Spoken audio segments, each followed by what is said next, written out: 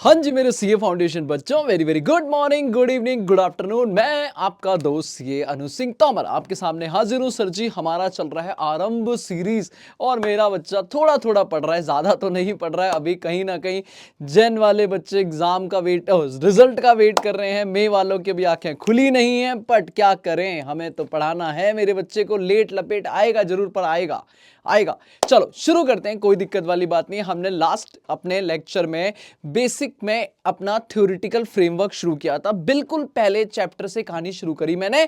मेरे बच्चे की रिक्वायरमेंट, मतलब मेरे बच्चे की ख्वाहिश थी कि सर शुरू से पढ़ाओ, तो ले मेरे बच्चे शुरू से हमने शुरू किया। फर्स्ट यूनिट हमने खत्म भी कर दिया, जिसमें मैंने आपको अकाउंट्स क्या होती है, प्रोसेस क्या है, ऑब्जेक्टिव क्या है, एडवांटेज, लिमिटेशन, स्कोप, टाइप सब पढ़ा दिया। पर आज है हमारा बहुत बहुत बहुत इंपॉर्टेंट लेक्चर। जान दे देंगे इस लेक्चर के लिए। सर अकाउंटिंग प्रिंसिपल्स पढ़ने वाले हैं। क्या पढ़ने वाले हैं? Accounting principle. और बहुत खास होने वाला है आज का लेक्चर मेरे बाबू। हम इसमें कहीं ना कहीं सारे अकाउंट्स के concepts, principle, fundamental accounting assumption सब कवर करने वाले हैं। और ये चैप्टर भले ही आपको आज थ्योरी जैसा फील हो जाए, ठीक है, वैसे मैं होने नहीं दूंगा, बाय गॉड। मैं आपको बहुत प्रैक्टिकल तरीके से इसे जोड़ के कनेक्ट करूंगा। बट फ्यूचर में आप समझना, सर यही चैप्टर है जो बार बार आप जब क्वेश्चन करोगे तो आपको लॉजिक्स के नाम पे सामने आएगा कि बेटा याद कर वो कंजर्वेटिज्म कॉन्सेप्ट, याद कर वो मनी मेजरमेंट कॉन्सेप्ट, याद कर वो बिजनेस एंटिटी कॉन्सेप्ट। यही सारी हैं जो अकाउंट्स की बिल्कुल रीढ़ की स्पाइनल कोड हैं, ठीक है। तो लेट्स बिगिन मेरे बच्चे, शुरू करते हैं accounting principles.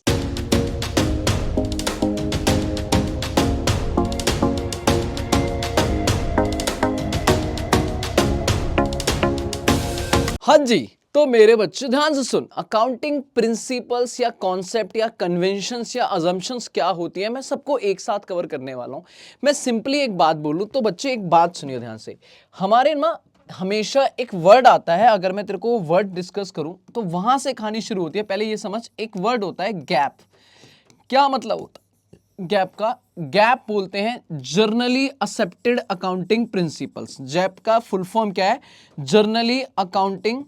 Generally accepted accounting principle. जो भी हमारे अकाउंटिंग के प्रिंसिपल हैं, जिन्हें लोगों ने जनरली एक्सेप्ट कर रखा है, उन्हें हम बोलते हैं गैप। क्या मतलब है इसका? देखो मेरे बच्चे, अगर मान लो अकाउंट्स ना होती और एक बिजनेसमैन अपने बिजनेस का प्रॉफिट निकालना चाह रहा होता कि भैया मुझे अपने बिजनेस का प्रॉफिट लॉस फाइंड आउट करना है, कोई अकाउंट्स के प्रिंसिपल्स, रूल्स, रेगुलेशन, स्टैंडर्ड ना होते। क्लियर है? सोच के देखो, इमेजिन करो कि अकाउंट्स नाम की चीज ही ना होती, तो लोग क्या अपने बिजनेस के नफा नुकसान नहीं निकालते? नफा नुकसान तो निकालते। पर मान लो मैं 4 लोगों के पास जाता कि भैया मेरा प्रॉफिट लॉस निकाल दो, क्या लगता है ये चारों लोग एक सेम प्रॉफिट निकालते या अलग अलग हो सकता है? भैया ये अलग अप्रोच फॉलो करता, ये अलग तरीके फॉलो करता, ये अलग तरीके फॉलो करता, ये अलग तरीके फॉलो करता। अब मतलब हर लोग अपना अलग अलग तरीका, अपना बेस्ट लगा के प्रॉफिट लॉस निकालते। जब कोई है ही नहीं, कुछ है ही नहीं, तो जो मन कर रहा है वो करो, सीधी सी बात है। तो जब अलग अलग निकालते तो अलग अलग प्रॉफिट लॉस आते। अब एक बिजनेस का एक से ज्यादा प्रॉफिट लॉस थोड़ी ना हो सकता है भाई, एक ही तो होता है। कोई एक ही तो ठीक होगा, कोई एक ही तो सही होगा ना। अब ये ना हो, इसलिए हर कंट्री, हर जगह गैप बनाए गए। क्या बनाए गए? गैप मतलब कुछ प्रिंसिपल्स, कुछ स्टैंडर्ड्स, कुछ कॉन्सेप्ट्स, कुछ बातें हैं जो आपको अकाउंट्स बनाते टाइम ध्यान रखनी पड़ेगी, अप्लाई करनी पड़ेगी। अगर आप अकाउंटेंट साहब अकाउंटिंग करना चाहते हो किसी भी बिजनेस की, तो आपको उस कंट्री की, जिस भी कंट्री में आप करना चाहते हो, उस कंट्री के गैप फॉलो करने पड़ेंगे। जैसे Indian GAAP, US GAAP, UK GAAP, हर कंट्री के अपने अपने गैप हैं। क्लियर है? इंटरनेशनल गैप भी है, लेकिन हमारे इंडिया में जो गैप हैं उन्हें बोलेंगे हम इंडियन गैप, और ये मुझे पढ़ाने हैं आपको। यही है हमारे प्रिंसिपल्स, यही है हमारी अकाउंट्स की रीढ़ की हड्डी का स्पाइनल कॉर्ड, जो हमें मेरे बच्चे पढ़ना है। तो अगर आपसे कोई टकरा जाए गैप क्या होता है, तो आप बताओगे कि सर जी अकाउंट्स को बनाते टाइम कुछ रूल्स एंड रेगुलेशंस हैं जो आपको फॉलो करने होते हैं, जिन्हें जनरली हमें लगाना पड़ता है, उन्हें बोलते हैं गैप, और वही गैप हम पढ़ने वाले हैं। ठीक है, तो एक आइडिया मिल गया। अब सर कई सारी कहानी है। सबसे पहली कहानी हम धीरे धीरे एक एक उठाऊंगा और कवर करूंगा। बहुत मजा आने वाला है आपको, बहुत ज्यादा टाइम नहीं लूंगा, छोटी छोटी बातें लेकिन सारी बातें आपको पढ़ाऊंगा। सबसे पहला एक एक करके सारी चीजें पढ़ाता जाऊंगा, फिर आराम से बैठ के धीरे धीरे बातें करेंगे, फाइनल रिवीजन करेंगे। सबसे पहला कॉन्सेप्ट हमारे सामने आ रहा है मेरे बच्चे, बिजनेस एंटिटी कॉन्सेप्ट, हमारे बचपन का प्यार। सर पहला कॉन्सेप्ट बिजनेस एंटिटी कॉन्सेप्ट क्या बोलता है ये कॉन्सेप्ट? ये कहता है सब सर जी 3 बातें मैं हर कॉन्सेप्ट में मेजरली बनाऊंगा, आप ध्यान से सुनेंगे और मैं यही याद भी करा दूंगा, टेंशन ना लेना, ठीक है? यही याद करा दूंगा, आराम सुनना। बिजनेस एंटिटी कॉन्सेप्ट क्या बोलता है? कहता है सर जी जब भी आप कोई भी बिजनेस करते हो, कोई भी बिजनेस की अकाउंटिंग करते हो, अकाउंटेंट साहब मेरी तरफ देखो, आंखों में आंखें डाल के, जब भी आप कोई भी बिजनेस की अकाउंटिंग करने जाओगे, आपके सामने 2 लोग मिलेंगे आपको, एक बिजनेस और एक बिजनेसमैन। ये बातें हमने करी हैं, मैं दोबारा कर रहा हूं, बिजनेस और बिजनेसमैन। और हम ये मान के चलेंगे for the purpose of accounting, business अलग है और बिजनेसमैन अलग है, 2 सेपरेट एंटिटी हैं। पहली बात, बिजनेस और बिजनेसमैन 2 सेपरेट एंटिटी हैं। हमें जब भी अकाउंटिंग करनी है तो हमें बिजनेसमैन से ज्यादा लेना देना नहीं है, वो हमारे लिए आउटसाइडर ट्रीट होता है। हमें सारी अकाउंटिंग किसकी करनी है? बिजनेस की। सारी ट्रांजैक्शन किसकी आइडेंटिफाई करनी है? बिजनेस की। हमें मालिक से ज्यादा लेना देना नहीं, हमें मालिक के पॉइंट ऑफ व्यू से अकाउंटिंग नहीं करनी, बस मालिक की 2 बातें याद रखनी है, क्या लगाया और क्या निकाला। लगाने को कैपिटल बोलते हैं और निकालने को ड्राइंग बोलते हैं। और याद करो कैपिटल हमारी लायबिलिटी साइड में आती है क्योंकि ये आउटसाइडर ट्रीट होता है। बहुत बढ़िया। तीसरी बात ये कहता है, हाँ देखो अकाउंटिंग पर्पज में तो लीगली, अकाउंटिंग पर्पज में तो मालिक और बिजनेसमैन अलग अलग हैं, पर मेरे बच्चे फॉर द लीगल पर्पस, कानून की नजरों में बात करें, सोल प्रोप्राइटर और पार्टनरशिप की बात करूंगा। कंपनी थोड़ी सी अलग चली जाती है, सेपरेट लीगल एंटिटी वाला कॉन्सेप्ट आ जाता है कंपनी में, पर कहीं ना कहीं पार्टनरशिप और सोल प्रोप्राइटर में ये अलग अलग नहीं माने जाते हैं कानून की नजरों में। जैसे कि फॉर एग्जांपल मैंने एक मेडिकल शॉप चलाता हूं, हाँ ठीक है, अकेला है, मेरी शॉप है, बहुत बढ़िया। एक बच्चा आया, कह रहा सर में दर्द हो रहा है। मैंने कहा अरे वाह, मेडिसिन निकाली, मैंने उसे दी, उसने खाई और वो चल बसा। ओहो हो सर जी अब क्या होगा? आप उसके घर वाले आए, कहते भैया हमारा बच्चा। मैंने कहा क्या करूं, गलती हो गई, माफी। कहते माफी नहीं, चलो कोर्ट में। मैंने कहा चलो कोर्ट में। कोर्ट में जाते हैं और वो कहते हैं बच्चा तो गया पर हमें चाहिए कंपनसेशन। ओहो हो, हमें चाहिए कंपनसेशन। अब मैं क्या बोलूं, सजा मांग रहे हैं, मेरे को सजा चाहिए, जो भी चाहिए। तो क्या मैं कानून में कटघरे में खड़े होकर बोल सकता हूं कोर्ट साहब, जज साहब बिजनेस और बिजनेसमैन अलग अलग हैं, मेरी गलती नहीं है, मुझे क्यों पकड़ रहे हो? बिजनेस को पकड़ो, उस मेडिकल शॉप को पकड़ो। ना जी ना, ना जी ना। That means for the legal purpose business और बिजनेसमैन सेम है, कंपनीज में अलग हो जाता है, सेपरेट लीगल एंटिटी आ जाती है। बट नॉर्मली आप समझोगे कि भैया 3 बातें आपको दिमाग में रखनी है जब भी आप अकाउंटिंग करोगे, तो बिजनेस और बिजनेसमैन सेपरेट लीगल एंटिटी है, मतलब सेपरेट ट्रीट किए जाएंगे, सेपरेट एंटिटी ट्रीट की जाएंगी for the accounting purpose. Accounts जो में फोकस होगा वो प्रॉपर होगा बिजनेस के पॉइंट ऑफ व्यू से, मालिक के पॉइंट ऑफ व्यू से हमें कोई लेना देना नहीं है। मालिक से सिर्फ 2 बातों की बात जाननी है, क्या लगाया और क्या निकाला। हाँ लीगली पर्पस में हम दोनों को सेम मानेंगे। मेरे बच्चे एक बार पढ़ के देख। कह रहा according to this concept business जो है वो ट्रीट किया जाता है एक सेपरेट और अलग, बिल्कुल डिस्टिंक्ट पर्सन उसके मालिक से। तो भैया दोनों अलग अलग हैं, जुदा जुदा, बात खत्म। लेकिन लीगली बात करूं, पहले अकाउंटिंग बात सुन। अकाउंटिंग रिकॉर्ड जो बनाए जाते हैं, वो अकाउंट्स में जो भी रिकॉर्ड बनाए जाते हैं वो किसके पॉइंट ऑफ व्यू से बनाए जाते हैं बेटा? बिजनेस, ना कि ओनर। ओनर को नहीं देखा जाता है, ओनर के पॉइंट ऑफ व्यू से बातें की जाती हैं। बहुत बढ़िया। लीगली पर्पस की बात की जाए तो बिजनेस एंटिटी और इसका मालिक कंसीडर टू बी सेम, एक माना जाता है भैया, सेपरेट नहीं माना जाता है।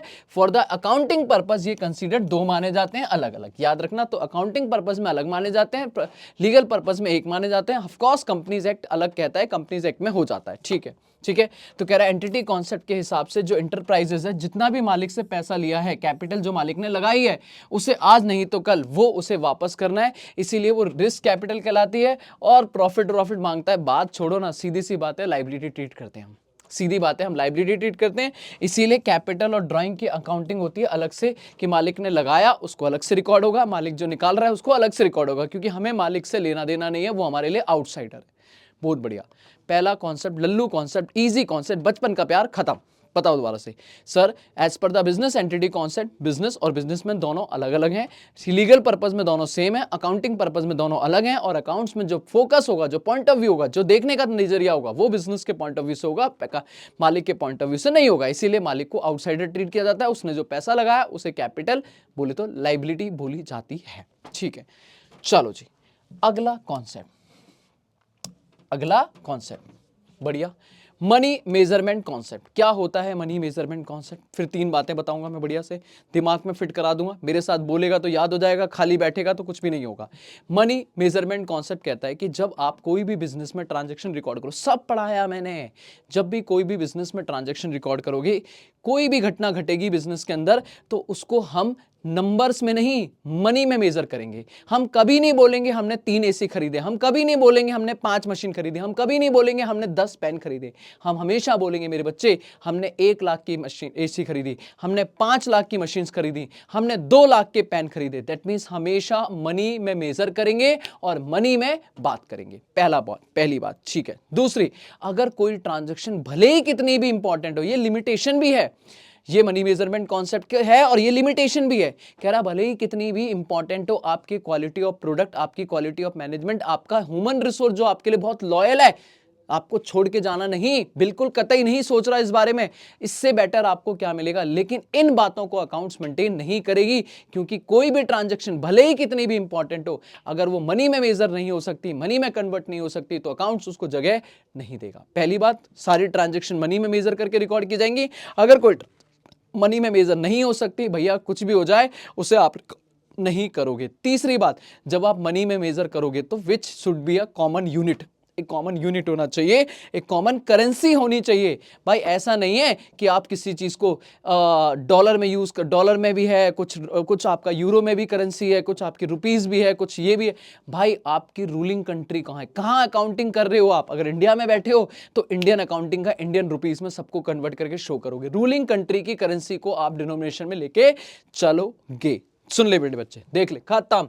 कह रहा according to this concept only वो ट्रांजैक्शंस रिकॉर्ड होंगी मेरे बाबू जो आप मेजर कर सकते हो और एक्सप्रेस कर सकते हो मनी में। पहली बात खत्म। दूसरी, कोई ट्रांजैक्शन चाहे वो कितनी भी इंपॉर्टेंट हो, आपके बिजनेस को कितना भी मटेरियल इंपैक्ट करे, वो नहीं रिकॉर्ड होगी अगर वो बाबू कन्वर्ट नहीं हो सकती मॉनेटरी में, तो उसे रिकॉर्ड नहीं करेंगे। अगर कोई भी ट्रांजैक्शन इवेंट एक्सप्रेस नहीं हो सकता मनी में, तो उसे आप अकाउंट्स में नहीं रिकॉर्ड करोगे। नहीं तो नहीं, बात खत्म।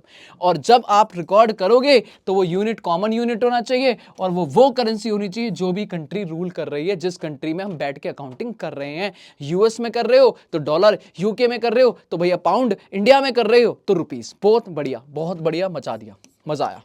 तीनों बात खत्म, ठीक है। बिजनेस एंटिटी खत्म, मनी मेजरमेंट खत्म। अगला मेरा बच्चा बताएगा, अगला है अकाउंटिंग पीरियड कॉन्सेप्ट, लल्लू कॉन्सेप्ट। क्या बोलता है? कहता भाई देख, सीधी सी बात है, आज बिजनेस शुरू किया, मान ले डेट है 1 अप्रैल 2025, ठीक है। अब मैं बिजनेस चलाऊंगा, अनंत काल तक चलाऊंगा, पता नहीं। मैं कह रहा हूं जब भी मैं बंद करूंगा, जब क्लोज करूंगा, ये पूरी बिजनेस की लाइफ है, स्टार्ट टू एंड। एक बार में एंड पे इकट्ठे अकाउंट्स बना लूंगा। कैसा लगा मेरा मजाक? अकाउंट्स कहती है हट नालायक, ऐसे नहीं होता। आप पूरी लाइफ की अकाउंटिंग नहीं करोगे मेरे बच्चे, मेरे बब्बू ना। वो कहता है इस पूरी एंटायर लाइफ को हम इक्वल टाइम इंटरवल में डिवाइड करेंगे और इक्वल टाइम इंटरवल के बाद प्रॉफिट लॉस बनाएंगे, बैलेंस शीट बनाएंगे, ताकि हमें रेगुलरली कंपेरेबल हो सके कि भैया क्या चल रहा है बिजनेस में। जब बिजनेस ही खत्म हो गया उसके बाद क्या निकालेगा नफा नुकसान?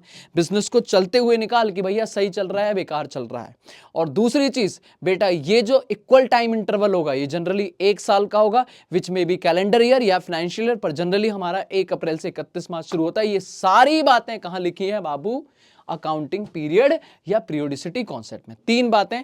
पहली बात, इसका एक और नाम है डिफाइन अकाउंटिंग पीरियड कॉन्सेप्ट। इसके हिसाब से जो भी हमारा गोइंग कंसर्न, अभी बात करेंगे गोइंग कंसर्न की भी, बिजनेस की लाइफ इनडेफिनेट है, हमें नहीं पता कब बंद होगा, चलता रहेगा।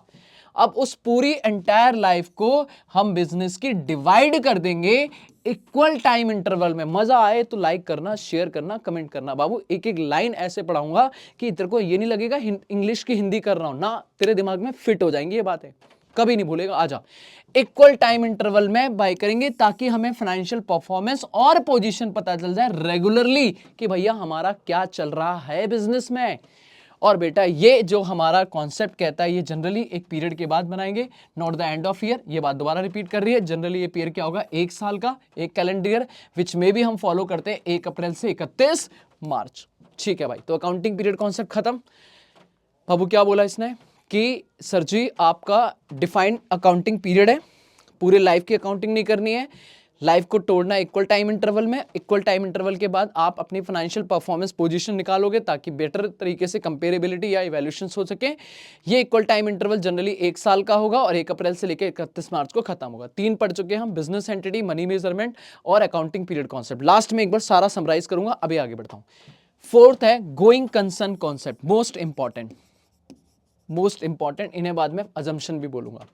मेरे बच्चों देख देख देख, होता ये है, यहां सिखाता हूं तुझे। होता ये है, मान ले 1 अप्रैल 2025 से शुरू हुआ मेरा बिजनेस, दिस इज बिगनिंग, ठीक है। ये क्या बात हुई, हाँ ये हुआ बिगनिंग, और 31 मार्च 2026 ये मेरा ईयर एंड हो गया, ठीक है। सर आप बताओ मेरे बाबू, जब हम प्रॉफिट लॉस बनाएंगे, जब हम प्रॉफिट लॉस निकालेंगे तो वो ईयर एंड पे निकालेंगे, ठीक है। हम यहां पे निकालेंगे इसका प्रॉफिट और लॉस, बढ़िया बढ़िया बढ़िया मेरे बच्चे, बढ़िया, क्लियर है। यही प्रॉफिट लॉस, यही बैलेंस शीट, सब कुछ क्लियर है। अब वो कहता है आप यहां पे बैठ के बनाओगे फाइनेंशियल स्टेटमेंट, सीए साहब, हाँ जी, यहां फाइनेंशियल स्टेटमेंट बनाएंगे। तो कहता है जब आप फाइनेंशियल स्टेटमेंट बनाओगे तो आप एक अजम्पशन लोगे। क्या अजम्पशन लोगे, देखो अगले साल फिर दोबारा बनाओगे 31 मार्च 27, तो वो कहता है कि सर आप एक अजम्पशन लोगे, इसकी अकाउंटिंग करते टाइम आप ये अज्यूम करते हो कि बिजनेस जो है वो अगले फॉरशेबल फ्यूचर, फॉरशेबल मतलब जहां तक हम देख सकते हैं, तो बेटा हम कहां तक देख सकते हैं, नॉर्मली याद रखना हम 12 महीने तक देख सकते हैं, क्योंकि 12 महीने बाद तो फिर आगे देखेंगे। तो अगले 12 महीने को हम बोलते हैं फॉरशेबल फ्यूचर। ये लिखा नहीं है, एएस थोड़ा सा हिंट करता है। फॉरशेबल मतलब अगले 12 महीने, कॉमन सेंस लगाओ ना, अगले 12 महीने बाद फिर अकाउंटिंग करूंगा, तो अगले 12 महीने तक आज खड़े होकर मैं बात करता हूं, मैं विश्वास दिलाता हूं, क्या मेरा बिजनेस चलता रहेगा। आराम सुनना, गोइंग कंसर्न अजम्पशन कहता है हम जब भी अपनी नॉर्मल अकाउंटिंग करते हैं, जो हम सीखेंगे या जो सिखाऊंगा मैं आपको, वो अकाउंटिंग तभी लगेगी, हम तभी उस तरीके से पीएनएल बैलेंस शीट बनाएंगे जब हम ये अज्यूम कर रहे हैं, हम ये मान रहे हैं कि बिजनेस चलता रहेगा, ना बिजनेस अपने को बंद करने वाला है, ना बिजनेस अपने काम धंधे को मेजरली कम करने वाला है। 70% काम धंधा कम कर दूंगा, 4 में से 3 ब्रांच कम कर दूंगा, ना ना ना, ऐसा कुछ भी नहीं होने वाला। अगले 12 महीने तक ना बिजनेस बंद होने की कगार में, ऐसी कोई इंटेंशन है, ना ऐसी कोई नीड है, ना कोई कर्टेलमेंट मतलब तो कम करने की जरूरत है। पर सर व्हाट अबाउट अगर ये अजम्पशन पिट गई, तो हमें लग रहा है अगले 6 महीने बाद बिजनेस बंद कर देंगे या करना पड़ेगा, तो क्या बेटा, तो हम जो अकाउंटिंग सीख रहे हैं ना, यहां पे जो हमने PNL account, balance sheet account बनाना सीखा है, पार्टनरशिप हो चाहे फाइनल अकाउंट हो चाहे कुछ भी हो, बेटा ऐसे नहीं बनेगी। फिर कुछ एनआरवी का कॉन्सेप्ट आएगा, नेट रियलाइजेबल वैल्यू, आओ कभी इंटर में तब बात करेंगे। तो अभी जब भी हमें नॉर्मल अकाउंटिंग करनी है तो हम ये अज्यूम करके चलेंगे कि भाई गोइंग कंसर्न है, अगर गोइंग कंसर्न नहीं है तो हम नॉर्मल अकाउंटिंग नहीं कर पाएंगे। ये बात, ये कॉन्सेप्ट कहता है, पढ़ के देखो बाबू, कहता है फाइनेंशियल स्टेटमेंट जब आप बनाओगे तो नॉर्मली जो बनाओगे वो इस अजम्पशन पे बनाई जाती है कि बिजनेस जो इंटरप्राइजेस है वो गोइंग कंसर्न है, मतलब चलता रहेगा, will continue in operation, business चलता रहेगा फॉर फॉरशेबल फ्यूचर। फॉरशेबल बोले तो जनरली हम बोलते हैं अगले 12 महीने तक कोई दिक्कत नहीं है। ऐसे भी पढ़ो, कह रहा है इट इज अज्यूम्ड कि बिजनेस की ना कोई इंटेंशन है, ना इधर द इंटेंशन, ना कोई नीड है टू लिक्विडेट, लिक्विडेट मतलब क्लोज करना, कर्टेल मतलब कम करना, ना बंद करने की ना कम करने की, मटेरियली अपने स्केल ऑफ ऑपरेशन के, अपने काम धंधे के स्केल बोले तो लेवल को, कि भैया 100% से 80% कम कर दिया, ना ना ना ऐसा नहीं है। तो ना कोई जरूरत है ना कोई इंटेंशन है। अगर ऐसा कुछ भी है बाबू तो आप अपनी अकाउंटिंग नॉर्मली नहीं बनाओगे, फिर आपको एनआरवी पे बनाना पड़ेगा, ये अजम्पशन पिट जाएगी। और बच्चे इसी अजम्पशन, इसी कॉन्सेप्ट की वजह से तो हम एसेट्स लायबिलिटी को 2 पार्ट में डिवाइड करते हैं ना, करंट और नॉन करंट। जो अगले 12 महीने में वो करंट, उसके बाद नॉन करंट। अगर 12 महीने के बाद मैं देख ही नहीं पा रहा, बिजनेस बंद करना पड़ेगा, तो सारी करंट हो जाएंगी, फिर कुछ भी नॉन करंट नाम की चीज नहीं बचेगी। बढ़िया बढ़िया, कितने कॉन्सेप्ट हो गए, 4। बिजनेस एंटिटी कॉन्सेप्ट, मेजर पहले अच्छे कवर कर रहा हूं। Business entity concept, money measurement, accounting period, going concern, बाबू बिजनेस एंटिटी कॉन्सेप्ट कहता है बिजनेस और बिजनेसमैन सेम नहीं है, अलग अलग है। अकाउंटिंग बिजनेस के हिसाब से होगी, बिजनेसमैन को कोई लेना देना नहीं है। बस हमें ये देखना है कितना लगाया कितना निकाला। हाँ, लीगल पर्पज में दोनों सेम है। दूसरा है हमारा मनी मेजरमेंट कॉन्सेप्ट, कहता है सारी ट्रांजेक्शन्स को मेजर मनी में करेंगे और रिकॉर्ड करेंगे मनी में। अगर कोई ट्रांजेक्शन मनी में कितनी भी इंपॉर्टेंट हो, मनी में रिकॉर्ड नहीं हो सकती, उसे रिकॉर्ड नहीं करेंगे। मनी में भी हम कॉमन करेंसी यूज करेंगे, बोले तो रूलिंग कंट्री की करेंसी। अकाउंटिंग पीरियड कॉन्सेप्ट कहता है भैया आपका डिफाइन अकाउंटिंग पीरियड होना चाहिए। पूरी लाइफ की अकाउंटिंग नहीं करोगे आप, लाइफ को इक्वल टाइम इंटरवल में डिवाइड करके अकाउंटिंग करोगे। इक्वल टाइम इंटरवल जनरली 1 साल का होगा, 1 अप्रैल से लेकर 31 मार्च को खत्म हो जाएगा। गोइंग कंसर्न कॉन्सेप्ट क्या कहता है? कहता है आप जब भी नॉर्मल अकाउंटिंग करना चाहते हो तो कर सकते हो, बट ये अज्यूम करना पड़ेगा, ये अजम्पशन लेनी पड़ेगी, ये देखना पड़ेगा कि अगले 12 महीने तक आपका बिजनेस ना ही बंद होने वाला है, ना ही अपने बिजनेस को सिग्निफिकेंटली ऑपरेशंस को कम करने वाले हो। अगर ऐसा कुछ भी आपके अंदर चल रहा है तो आप अपनी नॉर्मल अकाउंटिंग नहीं करोगे, फिर आपको अलग तरीके से अकाउंटिंग करनी पड़ेगी। आप अपनी एसेट्स लायबिलिटी को करंट और नॉन करंट में क्लासिफाई नहीं करोगे अगर गोइंग कंसर्न पिट गया। बहुत बढ़िया। अगला 5वां, नंबर 5, आजा बाबू। 5वां है कॉस्ट कॉन्सेप्ट। ठीक है, जल्दी निपटाते हैं, छोटे छोटे कॉन्सेप्ट हैं ये। कॉस्ट और हिस्टोरिकल कॉस्ट कॉन्सेप्ट मैंने पढ़ाया था लिमिटेशन में। बच्चे हम कहते हैं कि हम जब भी कोई एसेट खरीद के लाते हैं, चाहे वो प्रॉपर्टी प्लांट एंड इक्विपमेंट में कुछ भी हो, मशीन है, लैंड है, बिल्डिंग है, फर्नीचर है, जो भी हमारी एसेट्स हैं, नॉन करंट एसेट्स हैं, चाहे वो इन्वेस्टमेंट है, मेरा एएस कहता है, मेरा अकाउंटिंग कहती है, मेरी कहती है, जब भी आप कोई एसेट परचेज करते हो तो एसेट को आप रिकॉर्ड करते हो उसकी कॉस्ट पे। और कॉस्ट कैसे निकलती है? याद करो, डेप्रिसिएशन पढ़ा है। जितना भी परचेज प्राइस है minus discount plus non refundable taxes करेंगे ना, आराम से डेप्रिसिएशन में दोबारा करेंगे, प्लस कोई खर्चे उस एसेट को रेडी फॉर यूज बनाने के लिए। फॉर एग्जांपल मुझे एक एसी खरीदना है, हाँ ठीक है, मैं दुकान पे गया, मैंने कहा भाई साहब एसी मिलेगा? बच्चा कहता है हाँ। कमेंट करोगे आप? ठीक है, अगर पढ़ रहा है मेरा बच्चा तो मेरे साथ में कमेंट करेगा, तभी मजा आता है कि हाँ बच्चा मेरे साथ पढ़ भी रहा है या मैं ऐसे ही पढ़ाया जा रहा हूँ। ठीक है, फील तभी आएगा। बता, मेरे को एक एसी खरीदना है, मैं दुकान पे पहुंचा, जल्दी बता। मैं दुकान पे पहुंचा, मैंने एसी वालों को बोला भाई मुझे एक बढ़िया सा एसी निकाल के देख दो। उन्होंने एसी का डब्बा निकाला, एक पसंद करा मैंने, बढ़िया लगा मुझे, उन्होंने डब्बा निकाला, सामने रखा, कह रहे 50,000 रुपए। 50,000 का एसी है भाई, डिस्काउंट टैक्स वैक्स लगा के सारा 50,000 के रुपए की पेमेंट। मैंने उसे 50,000 रुपए पे किया, उसने डब्बा उठाया और सामने रख दिया, कह रहा भाई साहब ले जाओ। क्या वो अभी एसी रेडी फॉर यूज है? नहीं। रिक्शा वाला बुलाया, मैंने कहा भाई साहब ये एसी मेरी एकेडमी पे, मेरे यहाँ पे, मेरी कंपनी पे रखना है, तो आप उठा के एसी कंपनी तक पहुंचा दो। उसने कहा पहुंचा देंगे, 2,000 रुपए भाड़ा फ्रेट, 2,000 रुपए भाड़ा फ्रेट लेंगे। मैंने कहा डन, उसको 2,000 रुपए दिए। उसने एसी का डब्बा शॉप से उठाया और यहाँ ला के सामने पटक दिया। क्या अभी एसी रेडी फॉर यूज है? नहीं। मैंने इंस्टॉलेशन वाले को कॉल किया, लड़के को फोन किया, मैंने कहा भाई साहब ये एसी इंस्टॉल करना है, लगाना है, लगा दो यार। कह रहा लग जाएगा 6,000 रुपए। मैंने कहा जो लगेगा लगा दो, आ जाओ जल्दी आओ। वो आया, उसने एसी इंस्टॉल किया, रिमोट मेरे हाथ में, कह रहा सर चला के देख लो, चला के देख लो चल रहा है या नहीं चल रहा है। Now AC ready for use है या नहीं है? अब मैं आपसे पूछना चाहता हूं इस एसी की मेरे को कॉस्ट क्या पड़ी? परचेज प्राइस नहीं, लागत क्या पड़ी मुझे? 50,000, 52,000, 56,000, 58,000? द आंसर इज, कमेंट करो फटाक से, द आंसर इज, कमेंट करो भाई जल्दी, जो बच्चा देख रहा है वीडियो कमेंट करो जल्दी। अभी यहीं मैं कुछ बोल ही नहीं रहा, मैं देखूंगा फिर मैं उनका रिप्लाई करूंगा, एक एक बच्चे के कमेंट पे रिप्लाई करूंगा इस वाले पे। 58,000 कॉस्ट क्या पड़ी है मेरे बाबू? Very good, 58,000। इसे आप बोलते हो एक्विजिशन कॉस्ट या ओरिजिनल कॉस्ट, कि भैया ये हमारी एसेट की ओरिजिनल कॉस्ट है। और कल को एसी की मार्केट में वैल्यू बढ़ जाए, कम हो जाए, कुछ भी हो जाए, मेरे को लेना देना नहीं, मैं इस 58,000 पे एसेट को दिखाऊंगा। हमेशा हमेशा मेरी बैलेंस शीट में 58,000 पे आएगा, लेस डेप्रीशिएशन जो मैं लगा रहा हूं वो, लेकिन मैं मार्केट वैल्यू पे नहीं लेके आऊंगा। ये कौन बोलता है? हिस्टोरिकल कॉस्ट कॉन्सेप्ट, की आप एसेट को रेडी फॉर यूज जब तक करोगे तब तक का जो भी खर्चा हुआ वो उसे ऐड करोगे और उसी पे अपनी एसेट्स को दिखाओगे, मार्केट वैल्यू से लेना देना नहीं है। खत्म। आ जाओ। इस कॉन्सेप्ट के हिसाब से अगर आप एसेट्स को रिकॉर्ड कर रहे हो अपनी बुक्स ऑफ अकाउंट में तो एट द एक्विजिशन प्राइस करोगे। एक्विजिशन प्राइस बोलो या ओरिजिनल कॉस्ट बोलो, बहुत बढ़िया, जिसमें आप purchase price, installation, transportation, any other charges जो भी एसेट को रेडी फॉर यूज बनाने में हुए वो सारे ऐड करके उसी पे शो करोगे। इसका मतलब है आपको मार्केट वैल्यू से लेना देना नहीं है।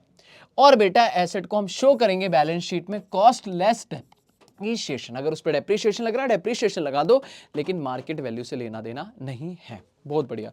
अभी इसके बारे में और आगे बात करेंगे। कॉस्ट कॉन्सेप्ट तो बहुत इंपॉर्टेंट है, आगे बात करेंगे। अगला है ड्यूअल एस्पेक्ट अकाउंटिंग, बेटा इसे बोलते हैं डबल एंट्री सिस्टम। अपने अकाउंट्स की डबल एंट्री सिस्टम बोले तो रीढ़ की हड्डी। आराम से पढ़ाऊंगा, rules of debit and credit, single entry, double entry सब पढ़ाऊंगा।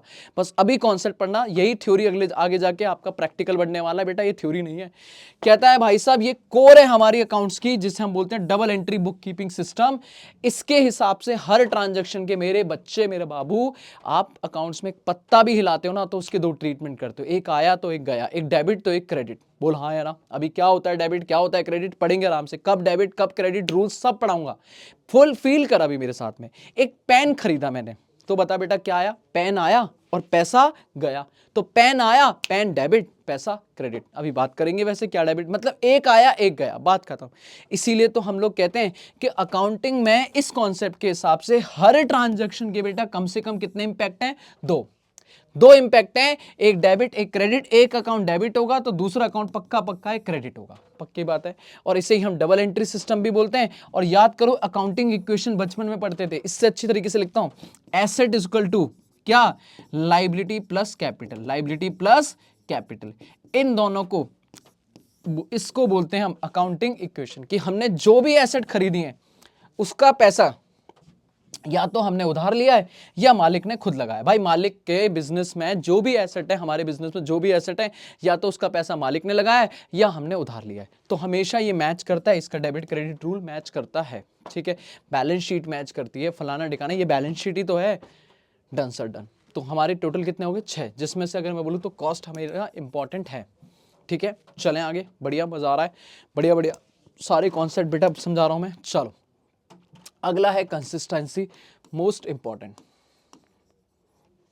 कंसिस्टेंसी क्या है, मैं एक कहानी सुनाता हूँ आपको। ओके सर, मेरा एक बहुत प्यारा सा बच्चा था, भोलू राम। कौन, भोलू राम। कह रहा हाँ सर भोलू राम आया। मैं उसे बहुत पहले से पढ़ा रहा था। एक भोलू राम बड़ा सुंदर सा अच्छा सा बच्चा था, एकदम बाल छोटे छोटे नॉर्मल, ऐसे मेरे बाल हैं ऐसे थे। एक दिन वो आया मेरे पास, और आया मेरे पास, कहता है सर नमस्ते। मैंने कहा नमस्ते। कह रहा सर नमस्ते। मैंने कहा नमस्ते कौन, मैं पहचान ही नहीं पा रहा। पता है क्यों, क्योंकि उसके इतने बड़े बड़े बाल, हाँ लंबे लंबे बाल करके आए, यहां तक बाल, तेरे नाम से भी ज्यादा बड़े बाल। कह रहा सर नमस्ते। मैंने कहा कौन नमस्ते। कह रहा मैं भोलू राम। मैंने कहा ओह। मैंने कहा मेरा बच्चा, ठीक है। कुछ दिनों बाद फिर आया वो, कहता सर नमस्ते। मैंने कहा नमस्ते। कह रहा सर पहचाना। मैंने कहा कौन। कह रहा अरे सर बाल ही नहीं है सर पे, एकदम गंजा, ऐसे करके हाथ लगा के दिखा रहा है। कह रहा सर ये देखो, ये शक्ल देखी। मैंने कहा ओ हो मेरा भोलू। कह रहा हाँ। मैंने कहा यार भोलू यार ये क्या कर रहा है, कभी बाल लंबे कर लेता है, कभी बाल ही अड़ा देता है। यार एक चीज फॉलो करना, या तो लंबे बाल रख ले या छोटे रख ले, मैं समझ ही नहीं पा रहा। तो this is the somewhere consistency. क्या मतलब है, हम कहते हैं कि भैया हमारे पास भी अकाउंट्स में कई सारे मेथड है, कई सारे तरीके हैं। SLM, WDV, ये आपने सुने होंगे, नहीं सुना तो अभी करेंगे हम। ऐसे ही आपने इन्वेंट्री में भी कई सारे मेथड पढ़े होंगे, फीफो, लीफो, वेटेड एवरेज। नहीं सुने कोई बात नहीं, मैं कराऊंगा, टेंशन ना लेना। फीफो, लीफो, वेटेड एवरेज, ये सब।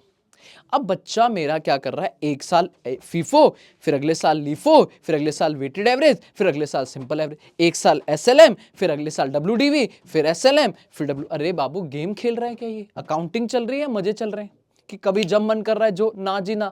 मेरी अकाउंट्स कहती है भाई एक बार दो भी प्रिंसिपल मेथड लगाना है लगा ले, एक बार सिलेक्ट कर ले और उसे कंसिस्टेंटली फॉलो कर, एक साल से दूसरे साल कंसिस्टेंटली फॉलो कर, ठीक है। क्या लिखा है यहां पे, कह रहा अकॉर्डिंग टू दिस कॉन्सेप्ट, जो भी अकाउंटिंग पॉलिसीज हैं उन्हें वंस सिलेक्टेड, एक बार सिलेक्ट करो और फिर उसे कंसिस्टेंटली फॉलो करो एक साल से दूसरे साल, ताकि बेटर कंपेरेबिलिटी हो सके। यार हमें समझ ही नहीं आता, कभी आप प्रॉफिट लॉस SLM से निकाल रहे हो, कभी WDV से, दोनों से डेप्रिसिएशन का कैलकुलेशन अलग हो जाती है, कभी ज्यादा आ रहा है कभी कम आ रहा है, हम कैसे कंपेयर करें भाई, कौन सा सही कौन सा खराब। तो भाई कंसिस्टेंटली फॉलो करना पड़ेगा ताकि हम फाइनेंशियल परफॉर्मेंस और पोजीशन को कर लें, ठीक है। तो भोलू ने बोला सर मैं बड़े बड़े बाल रखूंगा। मैंने कहा डन डन मेरे बच्चे डन। पर अगले साल भोलू के बाल ही नहीं आए। ओहो, दैट मीन्स भाई एक्सेप्शन भी तो होनी चाहिए। आपने बोला SLM फॉलो करूंगा, आपने बोला फीफो फॉलो करूंगा, बट हमारे यहां पे 3 बातें कि आप चेंज कर सकते हो।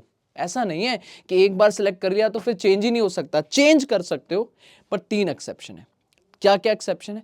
कहता है कोई लॉ ना बदल जाए, सपोज कल को लॉ जैसे इलेक्ट्रिसिटी एक्ट आया तो उसने इलेक्ट्रिसिटी कंपनीज को एसएलएम लगाने के लिए मजबूर कर दिया, तो भाई जिन कंपनी ने डब्ल्यूडीबी लगा रखा था उन्हें एसएलएम कन्वर्ट करना पड़ेगा। ठीक है सर जी। दूसरा है बाय अकाउंटिंग स्टैंडर्ड, पहला लॉ चेंज करवाए तो लॉ की वजह से आपको चेंज करना पड़ेगा, बिल्कुल अलाउ है, कोई दिक्कत नहीं, कर दो चेंज। अगर कोई अकाउंटिंग स्टैंडर्ड में चेंज आ जाए और आपको वो चेंज करने के लिए कहे, जैसे आपको मैं बताऊं पहले लीफो मेथड हुआ करता था, लास्ट इन फर्स्ट आउट, अभी भी बच्चों को पढ़ाया जाता है, पर AS2 कंपनीज पे लगता है और वो कहता है लीफो अलाउ नहीं है। तो अगर मेरी कंपनी लीफो लगाती थी तो भाई साहब मुझे या तो फीफो या वेटेड एवरेज चेंज करना पड़ेगा, मुझे लीफो से हटना पड़ेगा, that is accounting standard change करवा रहा है। या सर जी आप प्रोफेशनल जी आपको लगता है कि ये बेटर रिजल्ट है, ये बेटर चेंज कराओ ताकि बेटर फाइनेंशियल रिजल्ट आए, तो आप बेटर चेंज करवा सकते हो। 3 वजह बाबू, एक्सेप्शनल है, अगर चेंज करना है तो आप चेंज कर सकते हो इन द एक्सेप्शनल केस। क्या क्या एक्सेप्शनल केस है? पहला, कोई भैया आपका लॉ अकाउंटिंग स्टैंडर्ड कह रहा है, AS कह रहा है तो चेंज कर सकते हो। दूसरा, कोई लॉ बदल गया तो लॉ की वजह से चेंज कर सकते हो, या आपको लगता है जो नया मेथड है वो आपको ज्यादा अच्छे से ट्रू एंड फेयर व्यू देगा फॉर बेटर प्रेजेंटेशन, तो भी आप चेंज कर सकते हो, फॉर बेटर प्रेजेंटेशन तो भी चेंज कर सकते हो। बहुत बढ़िया, बहुत बढ़िया। ठीक है, तो 3 सर्कमस्टांसेस है जहां पर आप चेंज कर सकते हो। जबरदस्त जबरदस्त। अच्छा अब मैं एक चीज बताता हूं, आपने बचपन में पढ़ा था जो क्लोजिंग स्टॉक होता है, अगर नहीं पढ़ा है तो आगे पढ़ाऊंगा। क्लोजिंग स्टॉक को हम कॉस्ट और market value whichever is lower पे वैल्यू करते हैं। ठीक है सर, ये हमारा सर जी हमारी ये पॉलिसी है, ये हमारी प्रिंसिपल है कि भैया हमें ये फॉलो करना पड़ेगा, आगे जाके बताऊंगा कंजर्वेटिज्म या प्रूडेंस आएगा। ठीक है, अब कॉस्ट और मार्केट वैल्यू फॉलो करना पड़ेगा। अब 2025 की बात है, मेरे क्लोजिंग स्टॉक जो बता उसकी कॉस्ट थी 1 लाख और मेरे मार्केट वैल्यू थी 1,20,000। मेरा बिजनेस जबरदस्त चल रहा था, मुझे मार्केट वैल्यू लोअर बोले तो मुझे कॉस्ट पे रिकॉर्ड करना पड़ेगा, क्योंकि लोअर क्या है कॉस्ट, मतलब मैं मार्केट वैल्यू पे रिकॉर्ड नहीं कर सकता। अभी क्यों नहीं बेटा वो बात करूंगा, बस मैं एक बात समझा रहा हूं। ठीक है डन। 2026 आया, 2026 आया, मैंने फिर से अपनी क्लोजिंग स्टॉक देखा और क्लोजिंग स्टॉक की कॉस्ट देखी, कॉस्ट है इस बार 80,000। ठीक है, और इस बार मेरा मार्केट वैल्यू थोड़ा खराब हो गया 50,000। तो मेरा कॉन्सेप्ट क्या कहता है, विच एवर इज लोअर, तो लोअर का हिसाब से इसका मतलब लोअर के हिसाब से मुझे वैल्यू करना पड़ेगा मार्केट वैल्यू 50,000। अब नाउ क्या ये चेंज इन अकाउंटिंग पॉलिसीज है? क्या ये चेंज है? क्या इसे चेंज मानेंगे कि 2025 से 2026 में चेंज हो गया? लोगों को लगता है दिस इज चेंज, कि पहले कॉस्ट पे वैल्यूड होता था अब मार्केट वैल्यू पे चेंज हुआ। ना बाबू ना, पॉलिसी तो मेथड तो प्रिंसिपल तो सेम है, कॉस्ट और market value whichever is lower. अब उसका रिजल्ट कभी कॉस्ट आ रहा है कभी मार्केट वैल्यू आ रहा है, तो ये हमारा चेंज कंसीडर नहीं किया जाएगा, ये उस प्रिंसिपल का रूल के हिसाब से कैलकुलेशन है। कभी डेप्रिसिएशन ज्यादा आएगा कभी डेप्रिसिएशन कम आएगा, इसका मतलब ये थोड़ी ना डेप्रिसिएशन की कैलकुलेशन बदल गई, नहीं, हम एसएलएम फॉलो कर रहे हैं, एसएलएम ही लगता रहेगा, बात खत्म। डब्ल्यूडीवी फॉलो कर रहे हैं, डब्ल्यूडीवी लगता रहेगा, बस सर मेथड तो वही है, बाकी चीजें चेंज होती रहेंगी। ठीक है, तो वही यहां पर एक पॉइंट लिखा हुआ है, कह रहा है कई बार ऐसा देखने में लगता है कुछ केसेस में, लेकिन वहां पे इनकंसिस्टेंसी नहीं होती। जैसे कि उन्होंने बोला कि हम वैल्यू करते हैं इन्वेंट्री को कंपनी में on the basis of cost और market value whichever is lower. तो कई बार ऐसा होता है जब हम ये प्रिंसिपल अप्लाई करते हैं तो रिजल्ट ऐसा आता है कि इन्वेंट्री 1 साल तो हमारी वैल्यू होती है किस पे, एट कॉस्ट प्राइस पे, और मार्केट प्राइस फिर अदर ईयर, मतलब 1 साल कॉस्ट पे और अगले साल मार्केट प्राइस पे। तो क्या ये कंसिस्टेंसी है? नहीं बाबू नहीं, ये कोई इनकंसिस्टेंसी नहीं मानी जाएगी, ये सिर्फ अपने रूल का एप्लीकेशन का रिजल्ट माना जाएगा। ठीक है, इसको याद रखना, इस पे ट्रू एंड फॉल्स बन जाएगा भाई, इस पे क्वेश्चन बन जाएगा आपके ऊपर। ठीक है डन है, ये आपके मॉड्यूल में लिखे हुए हैं सारी बातें, मैंने यहां पे कर दी, डन डन। अब आते हैं रेवेन्यू रिकॉग्निशन कॉन्सेप्ट। ठीक है, ये हमारे जो हिस्टोरिकल कॉस्ट पढ़ा था उसका भाई है, उसका भाई है। जैसे मैं पहले समझा देता हूं फिर पढ़ाता हूं। मान लो हमारा कॉस्ट कॉन्सेप्ट क्या कहता है, कॉस्ट कॉन्सेप्ट कहता है कि हम जो भी एसेट खरीदेंगे उसे उसकी कॉस्ट पे शो करेंगे। फॉर एग्जांपल मैंने पिछली क्लास में भी मैंने ये लिमिटेशन दी थी, वही लिमिटेशन है, कहता है 2015 में मैंने एक लैंड खरीदी थी बेटा 20 लाख की, याद है मैंने ऐसे कुछ एग्जांपल दिया था, 20 लाख की लैंड खरीदी थी, this is my purchase price, acquisition price, original cost, जो बोलना है बोलो, ये इसकी कॉस्ट थी। हमने पैसा दिया था, स्टैंप ड्यूटी वगैरह सब मिला मुला के हमने रजिस्ट्रेशन चार्जेस वगैरह दे दा के 20 लाख रुपए दी और लैंड हमारे नाम पे रजिस्टर हो गई। ठीक है, आज वो लैंड ऐसी की ऐसी पड़ी और आज है 2026, 10 साल हो चुके हैं कंप्लीट, और आज इस लैंड की कीमत देखी जाए तो बेटा लैंड की कीमत है 1 करोड़ रुपए। कितने की कीमत है? अगर आज इसका current price, current market price निकाला जाए तो बाबू ये 1 करोड़ की बिक सकती है। अब मेरा अकाउंटेंट कह रहा है भाई साहब, ओ सॉरी, मेरा अकाउंटेंट कह रहा है कि सर मेरे बच्चे, क्या हम इस 20 लाख की जो बैलेंस शीट में शो हो रही है इसे हम 1 करोड़ पे शो कर दें, और 80 लाख का जो प्रॉफिट है, 80 लाख का जो प्रॉफिट है, बोले तो रेवेन्यू है, क्या इस रेवेन्यू को रिकॉग्नाइज कर लें? रिकॉग्नाइज कर लें, रिकॉग्नाइज कर लें। बोलो, क्या हम इस प्रॉफिट को पीएनएल में डाल के बोले इनकम, कमाई हो गई, कमाई हो गई, कमाई हो गई? तो मेरा ये कॉन्सेप्ट कहता है भाई साहब, बिल्कुल क्लोजली फॉलो करता है कॉस्ट कॉन्सेप्ट को, कहता है मार्केट वैल्यू को इग्नोर मार दो। आप कोई रेवेन्यू रिकॉर्ड नहीं करोगे जब तक रेवेन्यू सर्टेनिटी टू रियलाइज नहीं हो जाता। आप इसको बेचो, आपने जैसे ही बेचा, भले ही पैसा चाहे बाद में भी आए, पर जैसे ही डीड में किसी और को ट्रांसफर किया और एग्रीमेंट साइन हो गया कि भाई आप सामने वाला मुझे 1 करोड़ रुपए देगा, मैं रेवेन्यू रिकॉर्ड कर सकता हूं, मैं रेवेन्यू रिकॉर्ड कर सकता हूं। लेकिन जब तक ये मेरे पास पड़ा है, कोई एग्रीमेंट, कोई ऐसी डीड नहीं हुई है, तो भाई मैं इसका रेवेन्यू सिर्फ सोचे सोचे नहीं बढ़ा सकता, रेवेन्यू खर्चा नहीं रिकॉर्ड कर सकता। तो वो कहता है अगर कोई भी चेंज हो रहा है एसेट की वैल्यू में, मार्केट वैल्यू कम हो रही है, बढ़ रही है, तो उसे हम तभी रिकॉर्ड करेंगे बाबू जब वो रियलाइज हो जाएगी, सर्टेनिटी आ जाएगी कि भैया अब हमने कमा लिया। तो एसेट हमेशा रिकॉर्ड होगा हिस्टोरिकल कॉस्ट पे। फॉर एग्जांपल, जैसे इन्होंने एग्जांपल दिया 5 लाख पे, इवन उसका करंट मार्केट प्राइस 15 लाख हो जाए, हम 10 लाख की जो इनकम है उसे रिकॉर्ड नहीं करेंगे अनलेस वो सर्टेनिटी टू रियलाइज आ जाए कि हाँ भाई ये कमा लिया है। ठीक है, तो ये रेवेन्यू रिकॉग्निशन हमारे कॉस्ट कॉन्सेप्ट का ही भाई है। वो कहता है मार्केट वैल्यू, कॉस्ट कहता है कॉस्ट पे शो होना है, मार्केट वैल्यू पे शो नहीं होना है, और ये कहता है मार्केट वैल्यू पे शो नहीं होना है, इसीलिए रेवेन्यू रिकॉर्ड नहीं होगा। जब तक आप रियलाइज नहीं करोगे तब तक रेवेन्यू रिकॉर्ड नहीं होगा। इसी का एक और भाई पढ़ाता हूं मैं आपको, ठीक है, ये बाद में आना। हाँ, कंजर्वेटिज्म, मोस्ट इंपॉर्टेंट। ये क्या कहता है? खत्म बच्चे, खत्म होने वाला है। कंजर्वेटिज्म क्या कहता है? ये भी कंजर्वेटिज्म, वही तीनों एक साथ, cost, revenue recognition, conservatism. Conservatism कहता है वहां लॉस की, वहां प्रॉफिट की बात थी, कहता है प्रॉफिट नहीं रिकॉर्ड करना है, प्रॉफिट नहीं, करंट प्रॉफिट नहीं रिकॉर्ड करना है। इवन अगर आपको फ्यूचर में नजर आ रहा है कि अरे फ्यूचर में मेरे को एक कोर्ट केस जीत जाऊंगा, एक कोर्ट में केस चल रहा है जिससे मैं जीत जाऊंगा और मुझे पैसा आएगा, कहता भूल जाओ। लेकिन अगर कोर्ट केस हार जाऊंगा और पैसा देना है, पॉसिबल लॉस नजर आ रहे हैं, तो उसका रिकॉर्ड कर लो, उसका प्रोविजन बना लो। और अगर पॉसिबल इनकम है तो उसे इग्नोर कर दो, आंख बंद कर लो जब तक सर्टेनिटी नहीं आ जाती। लेकिन लॉस है तो आंख खोल लो कि भाई प्रोविजन बनाना पड़ेगा। प्रूडेंस कंजर्वेटिज्म कहता है अकाउंटेंट साहब आपको इनकम, फ्यूचर इनकम को एंटिसिपेट करने की जरूरत नहीं है, अनुमान लगाने की जरूरत नहीं है, रिकॉर्ड करने की जरूरत नहीं है। हाउ एवर उन्हें रिकॉर्ड करने की जरूरत है, प्रोवाइड मतलब प्रोविजन बनाना है अगर कोई भी फ्यूचर पॉसिबल लॉस नजर आ रहा है तो। और इसी वजह से मेरे बच्चे हम हमेशा वैल्यू करते हैं कॉस्ट और मार्केट प्राइस लोअर। लोअर क्यों? क्योंकि अगर मेरी कॉस्ट 1 लाख और मार्केट प्राइस उससे ज्यादा है तो मुझे प्रॉफिट नजर आ रहा है, इग्नोर मारो। और अगर मार्केट प्राइस कम है, लॉस नजर आ रहा है, रिकॉर्ड कर लो। तो लोअर देखते हैं, हायर नहीं देखते हैं, याद रखना इस पे बहुत इंपॉर्टेंट पॉइंट है। ठीक है, तो ये 3 कॉन्सेप्ट एक साथ चलते हैं, कॉस्ट, रेवेन्यू रिकॉग्निशन और कंजर्वेटिज्म। रेवेन्यू रिकॉग्निशन इनकम पे बात करता है, कंजर्वेटिज्म दोनों पे बात करता है, खर्चा और इनकम दोनों पे। ठीक है बाबू, बस 3 बचे, एक्युरल कॉन्सेप्ट और मैचिंग कॉन्सेप्ट। ठीक है, एक्युरल कॉन्सेप्ट और मैचिंग, ये खत्म हो गया। हाँ आ जाओ, एक्युरल कॉन्सेप्ट क्या है? बहुत बढ़िया कॉन्सेप्ट है, मजा आ जाता है। आपने डिफरेंस भी आगे जाके पढ़ोगे, एक्युरल बेसिस ऑफ अकाउंटिंग और कैश बेसिस ऑफ अकाउंटिंग। क्या कहता है मैं पहले समझाता हूं बच्चे, देखो मैं इसको यहां पे लिख के समझाऊं तो ये सिंपल है। अगर मैं 2025-26 की अकाउंटिंग कर रहा हूं, this is my current year, तो वो कहता है जब आप करंट ईयर का प्रॉफिट एंड लॉस बनाओगे तो उसमें जो इनकम और एक्सपेंस आएंगी, इनकम और एक्सपेंस आएंगी, वो आएंगी जो मेरे करंट ईयर से रिलेट करती होंगी, जो मेरे करंट ईयर से रिलेटेड होंगी।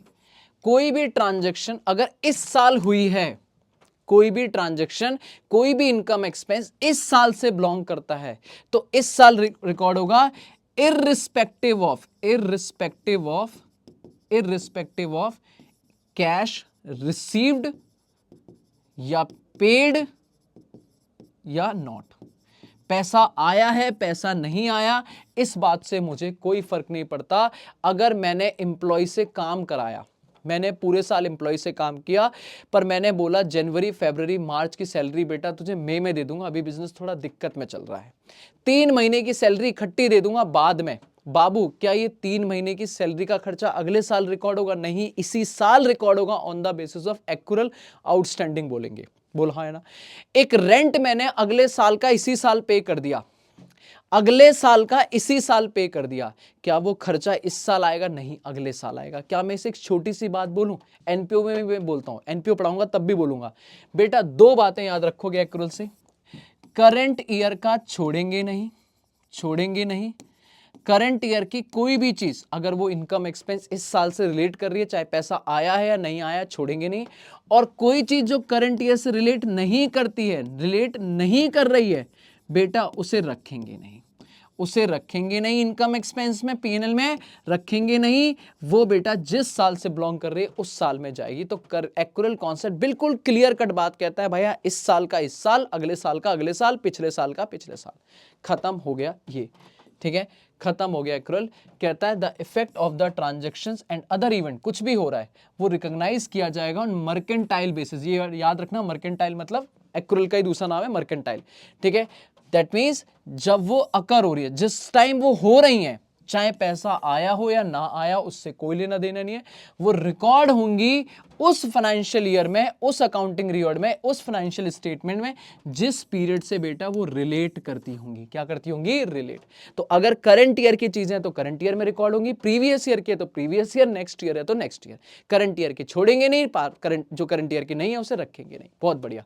इसी का दूसरा भाई है मैचिंग कॉन्सेप्ट, इसी का दूसरा कॉन्सेप्ट है मैचिंग कॉन्सेप्ट। मैचिंग क्या बोलता है बाबू, इधर देख, मैचिंग बताऊं तो मैचिंग कहता है कि देखो भाई 2 बातें कहता है मैचिंग कॉन्सेप्ट। मैचिंग कॉन्सेप्ट 2 बातें कहता है। कहता है आप अगर 2025-26 की प्रॉफिट लॉस निकाल रहे हो, प्रॉफिट लॉस निकाल रहे हो, तो याद रखना जो 2025 के खर्चे होंगे वो मैच करने चाहिए उस साल की इनकम से, रेवेन्यू से। जो भी खर्चे हैं, जो भी खर्चे आप डालोगे 2025-26 में, वो 2025-26 की इनकम से मैच होने चाहिए, पहली बात। दूसरी, सर जी पहले रेवेन्यू रिकॉर्ड होंगे फिर खर्चे रिकॉर्ड होंगे, पहले सेल इनकम रिकॉर्ड होगी फिर खर्चे होंगे, उसको देख के। अब मैं ये बात ऐसे प्रैक्टिकली समझाता हूं। मान लो मिस्टर मेरा चिंटू है मेरा एजेंट, चिंटू है मेरा एजेंट, और इसने मेरा सामान बिचवाया, इसने 2025-26 में मेरा सामान बिकवाया 20 लाख का, बहुत बढ़िया। 2026-27 में इसने फिर मेरा सामान बिकवाया, मान लो हो गया 2026-27 तो चल ही नहीं रहा। अच्छा ले ले ले ले मेरे बच्चे, मैं कहता हूं ये थोड़ा सा मैं ऐसे कर देता हूं, ठीक है। देख ये 2024-25 है ना, और 2025-26 में इसने सामान बिकवाया 30 लाख का। मैंने इसे 24-25 में तो कुछ नहीं दिया था, लेकिन 25-26 में उठा के 50 लाख पे 10%, 50 लाख पे 10% मैंने इसे क्या दिया? कमीशन दिया बेटा। कितना? 5 लाख। कितना कमीशन दिया? 5 लाख। अब ये बताओ मैं इस खर्चे को क्या इस साल रिकॉर्ड करूं? एक्यूरल का भाई है ये भी। सर क्या मैं इस साल रिकॉर्ड करूं? नहीं, क्योंकि खर्चा जो है वो मैच करना चाहिए मेरे रेवेन्यू से।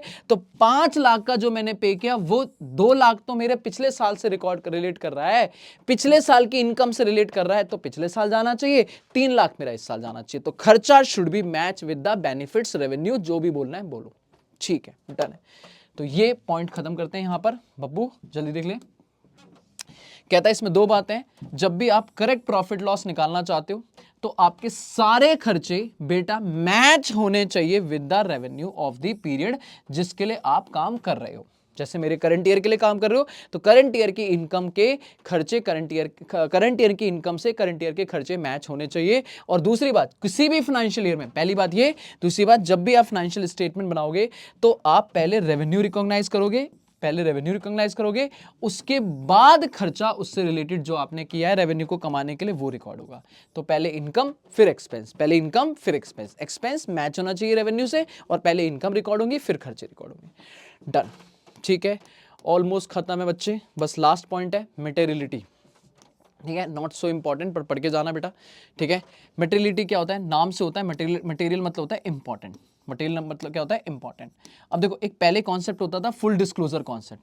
क्या कहता था ये कहता था भाई साहब आपकी हर ट्रांजेक्शन रिकॉर्ड होंगी, हर ट्रांजेक्शन रिकॉर्ड होंगी। जैसे मैं इसे समझाता हूँ, कहता है जब आप मान लो एसेट्स की बात करो, कहता है सर जी सिंपल एसेट की बात समझो, कहता है आप जो भी चीज खरीदोगे एसेट्स कैसे आइडेंटिफाई करोगे कि आपने किसी चीज का प्राइस पे किया और उसका आपको 1 साल से ज्यादा का बेनिफिट है। अगर फिक्स एसेट कैसे होंगी आपकी, सर 1 साल से ज्यादा। अभी लेमैन लैंग्वेज में बस इतना समझा रहा हूं कि आपने कोई चीज पे करी, मान लो आपने 1 लाख रुपए किसी का पे किया और उस चीज का जो बेनिफिट है वो अगर आपको 1 साल से ज्यादा के लिए बन रहा है तो वो आपकी कैपिटल एक्सपेंडिचर क्रेडिट होगा या आप उसे एसेट बोलोगे। ठीक है, पक्का है, डन है, डन। अब पॉइंट ये है कि मैंने कैलकुलेटर खरीदा, अब कैलकुलेटर तो 100 रुपए का है, या मैं बोलूं तो कैलकुलेटर 300 रुपए का, 500 ले लो भाई, लो 500 रुपए का है। ठीक है, लेकिन कैलकुलेटर की लाइफ जो है वो मैं कहता हूं आराम से 2 साल चलेगा, कोई दिक्कत नहीं, चला दूंगा मैं 2 साल, पक्की बात है। तो देखा जाए तो इस पे मैंने खर्चा किया और इस खर्चे से जो मुझे बेनिफिट मिलेगा वो मुझे 1 साल से ज्यादा मिलेगा, तो ये तो मेरी एसेट होनी चाहिए। बोलो क्या होनी चाहिए, एसेट। अब फुल डिस्क्लोजर बोलता था हाँ ये एसेट है, एसेट में रिकॉर्ड करो, इसे बैलेंस शीट बनाओ और बैलेंस शीट में एसेट साइड में दिखाओ कैलकुलेटर, कैलकुलेटर कितना 500 रुपए। पर मैं आपको एक चीज बताता हूं, इसको छोड़ के बाकी सारी मशीन्स बिल्डिंग वो 500 करोड़ में है, तो आपको नहीं लगता ये बहुत ज्यादा छोटी चीज है, ये मेरे लिए इतनी इंपॉर्टेंट नहीं है, मटेरियल नहीं है? क्या ये 500 रुपए का खर्चा मेरे बिजनेस के मालिकों के, यूजर्स के डिसीजंस को इंपैक्ट कर सकता है? The answer is no. तो भाई ये खामा खा काम बढ़ाने से बेटर है इसे उठाओ और पूरा एक बार में पीनल में राइट अप कर दो, भले ही बेनिफिट 1 साल से ज्यादा हो, पर ये हमारे लिए इतना मटेरियल नहीं है, इसे एसेट में शो करने की जरूरत नहीं। क्लियर है? यही बात यहां पे लिखी है, बेटा पढ़ के देख ले। कहता है ये फुल डिस्क्लोजर की एक्सेप्शन, ये वर्ड याद रखना, इस पर ट्रू एंड फॉल्स बन जाएगा। According to the materiality principle, जितने भी आइटम्स हैं अगर उनका सिग्निफिकेंट इकोनॉमिक इफेक्ट है, मतलब वो बिजनेस पे इंपैक्ट डाल सकते हैं, तो उन्हें आप डिस्क्लोज करोगे इन द फाइनेंशियल स्टेटमेंट, मतलब शो करोगे बैलेंस शीट में, एसेट्स वगैरह में। और जितने भी बेकार के आइटम हैं उनका आप सिर्फ काम बढ़ रहा है अकाउंटेंट का, इसलिए उन्हें कोई भी रेलिवेंट नहीं है यूजर्स के लिए, तो उन्हें डिस्क्लोज करने की जरूरत नहीं है। ठीक है, और ये मटेरियलिटी बेटा, अब आप बोलोगे भैया 500 रुपए कैसे डिसाइड करेंगे किसके लिए क्या इंपॉर्टेंट है? बेटा वो जजमेंटल एरिया है, हो सकता है किसी के लिए 500 रुपए बहुत बड़ी रकम हो सकता है किसी के लिए 500 कुछ भी ना हो। ठीक है, तो ये डिपेंड करेगा बिजनेस टू बिजनेस, ये सब्जेक्टिव टर्म्स हैं, ये जजमेंट पे डिपेंड करेगा कि भैया, कॉमन सेंस पे डिपेंड करेगा, मालिक की मैनेजमेंट की डिस्क्रिप्शन पे डिपेंड करेगा कि भैया क्या चीज मटेरियल है और क्या चीज मटेरियल नहीं है। जैसे कि मैंने यहां पे एग्जांपल दिया कि स्टेशनरी खरीदते हैं, भले ही उसकी लाइफ 1 साल से ज्यादा है, बट हम उसे क्या करते हैं, सीधा उठा के खर्चा मान लेते हैं कि उसे हम उसमें मटेरियलिटी कॉन्सेप्ट में, एसेट में नहीं डालते। ठीक है, कुछ छोटे आइटम होते हैं, स्मॉल आइटम होते हैं, जैसे बुक्स वगैरह, भले ही इनकी लाइफ ज्यादा होती है, हम इन्हें एक बार में जीरो में खर्चा डाल लेते हैं, इसे हम एसेट में शो नहीं करते हैं। ठीक है, छोटी मोटी एसेट्स हैं तो। ठीक है, डन है, खत्म हो गया भाई मेरे सारे कॉन्सेप्ट। ठीक है, 12 के 12 कॉन्सेप्ट खत्म हो गए। अभी 1 मिनट और चाहिए मुझे, बस बच्चे 1 मिनट और चाहिए। फटाक से बताओ हमने क्या क्या पढ़ा, जल्दी जल्दी जल्दी बोलेगा मेरा बच्चा, जल्दी बोलेगा। सबसे पहली बात, हमने बिजनेस एंटिटी कॉन्सेप्ट पढ़ा, बिजनेस और बिजनेसमैन दोनों अलग अलग हैं, हमें बिजनेस के हिसाब से काम करना है। दूसरा, money measurement concept, transaction money में रिकॉर्ड होंगी, नॉन मॉनिटरी ट्रांजेक्शन रिकॉर्ड नहीं होंगी। अकाउंटिंग पीरियड, साल की पूरी लाइफ की अकाउंटिंग नहीं होगी, 1 साल में आप अकाउंटिंग करोगे। हमारा कोइंग कंसर्न, बिजनेस जब भी काम करेंगे नॉर्मल अकाउंटिंग तभी फॉलो होगी जब बिजनेस चलता रहेगा। सर जी डुअल एस्पेक्ट, हर चीज की 2 ट्रीटमेंट होंगे, डबल एंट्री फॉलो करनी पड़ेगी, कंसिस्टेंसी मेंटेन करनी पड़ेगी, कंसिस्टेंसी के बिना कुछ नहीं होगा। एक कॉन्सेप्ट को जो भी प्रिंसिपल है उसे 1 सेलेक्ट करोगे, कंसिस्टेंटली फॉलो करोगे 1 year to another year. Exception है 3 एक्सेप्शन, लॉ, एएस और बेटर प्रेजेंटेशन कर सकते हो। कॉस्ट हो गया, हाँ नहीं, कॉस्ट कॉन्सेप्ट क्या कहता है कि जब भी आप कोई एसेट खरीदोगे तो आप उस एसेट को रिकॉर्ड करोगे, उसकी acquisition price, original cost, ready for use जब तक हो रहा है तब तक कॉस्ट में मार्केट वैल्यू से लेना देना नहीं है। इसी का दूसरा भाई है रेवेन्यू रिकॉग्निशन। आप कभी भी अगर आपकी एसेट की वैल्यू चेंज हो रही है, मार्केट में वैल्यू बढ़ रही है, कम हो रही है, आप उस नुकसान को नहीं रिकॉर्ड करोगे जब तक कि आप उसे रियलाइज नहीं कर देते हो, उस इनकम को रिकॉर्ड नहीं करते हो। इसी का तीसरा भाई है कंजर्वेटिज्म, कहता है फ्यूचर में अगर इनकम नजर आ रही है इग्नोर कर दो, फ्यूचर में खर्चा है तो उसे रिकॉर्ड करना पड़ेगा। इसी का मेन गोल्डन रूल है, कॉस्ट और market value whichever is lower. ठीक है, फिर आता है एक्रूअल कॉन्सेप्ट। एक्रूअल कॉन्सेप्ट कहता है भाई साहब हर साल की ट्रांजेक्शन जब आप रिकॉर्ड करोगे, सारी इनकम एक्सपेंस जो मेरे इस साल से रिलेट कर रही है उसे ही रिकॉर्ड करेंगे। अगर कोई इनकम एक्सपेंस इस साल से रिलेट नहीं कर रहा है उसे रिकॉर्ड नहीं करेंगे। हमें कैश से लेना देना नहीं है, पैसा आया नहीं आया, हमें देखना मर्केंटाइल, मर्केंटाइल मतलब रिलेटेड, रिलेशन है तो भैया रिकॉर्ड होगा, नहीं है तो नहीं रिकॉर्ड होगा। मटेरियलिटी कॉन्सेप्ट कहता है भैया आपकी सारी ट्रांजेक्शन डिस्क्लोज करी जाएंगी, नहीं ऐसा नहीं है, जो मटेरियल है वो डिस्क्लोज की जाएंगी, वही फाइनेंशियल स्टेटमेंट का पार्ट होगा, वरना तो फिर वो खर्चे में जाएगा। कि अगर कोई खर्चा इतना छोटा है, कोई एसेट इतनी छोटी अमाउंट की है तो आप उसे रिकॉर्ड नहीं करोगे, आप उसे उठा के खर्चे में डाल के बैलेंस शीट में एसेट दिखाने की जरूरत नहीं है। मैचिंग, खर्चा मैच होना चाहिए आपके इनकम से, इनकम पहले रिकॉर्ड होगी, खर्चा बाद में रिकॉर्ड होगा। डन डना डन। ठीक है, लास्ट बात, कुछ होते हैं फंडामेंटल अकाउंटिंग असम्पशन, यही तीन है, आपने पढ़ रखा है। गोइंग कंसर्न पढ़ लिया, कंसिस्टेंसी चलता रहेगा, बिजनेस चलता रहेगा कंटिन्यू, गोइंग कंसर्न, एक कॉन्सेप्ट फॉलो किया कंसिस्टेंटली उसे फॉलो करोगे, चेंज नहीं करोगे। और एक्यूरल, इस साल की कोई भी चीज छोड़ेंगे नहीं, जो भी है इस साल की छोड़ेंगे नहीं, अगले साल की रखेंगे नहीं। क्लियर है? ये हम अजम्पशन, अजम्पशन क्या है? जब भी हम नॉर्मल अकाउंटिंग करते हैं बेटा, जो भी हमें सिखाई जा रही है उसे मैं बोलूंगा नॉर्मल अकाउंटिंग, तो हम ये मान के चलते हैं कि बिजनेस में ये तीनों चीजें फॉलो हुई होंगी, उन्होंने बिजनेस चलता रहेगा, कोई चेंज नहीं करा है और सारी करंट ईयर की चीजें रिकॉर्ड हो गई हैं। ठीक है, तो ये आपको दिमाग में फिट करनी है। पर यहां पर एक बच्चे अच्छे से ध्यान रखना, अगर फंडामेंटल अकाउंटिंग अजम्पशन, ध्यान सुनो इधर देखो, फंडामेंटल अकाउंटिंग अजम्पशन, इस पे सबसे ज्यादा क्वेश्चन बनता है बेटा, ध्यान देना।